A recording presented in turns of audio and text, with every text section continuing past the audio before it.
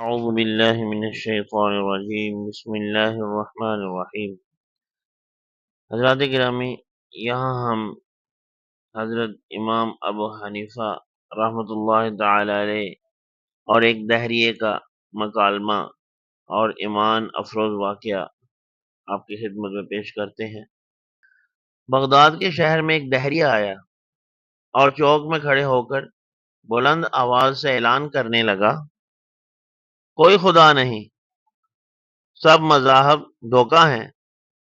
لوگ اس کی یہ بات سن کر پریشان ہو گئے، ایمان لرزنے لگا۔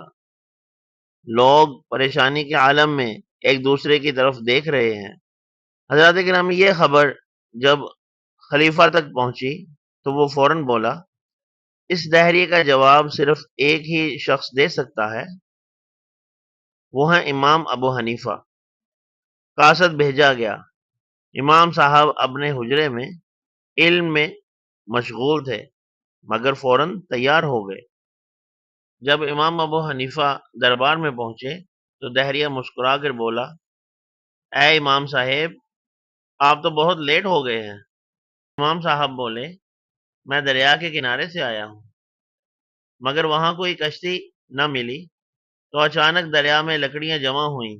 میرے دیکھتے ہی دیکھتے کیلیں آپس میں جڑیں، خود بخود کشتی بننے لگی، پھر بغیر کسی ملاح کے مجھے وہ اس پار لے آئی۔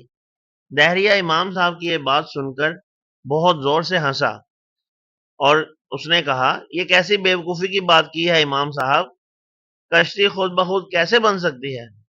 امام ابو حنیفہ نے نہایت سنجیدگی سے فرمایا، جب تم یہ ماننے کو تیار نہیں کہ ایک چھوٹی سی کشتی بغیر بنانے والے کے بن جائے تو یہ ساری کائنات بغیر خالق کے کیسے بن گئی؟ دربار میں خاموشی چھا گئی۔ دہریہ جواب سن کر لاجواب ہو گیا اور سر جھکا کر وہاں سے چلا گیا۔ حضرات گرامی، یہ عقل و حکمت کا وہ چراغ تھا جو دلوں کے اندھیروں کو روشنی میں بدل گیا۔ امام ابو حنیفہ رحمۃ اللہ تعالی علیہ نے ثابت کیا کہ عقل جب سچائی کے سامنے جھکتی ہے تو ایمان جاگ اٹھتا ہے۔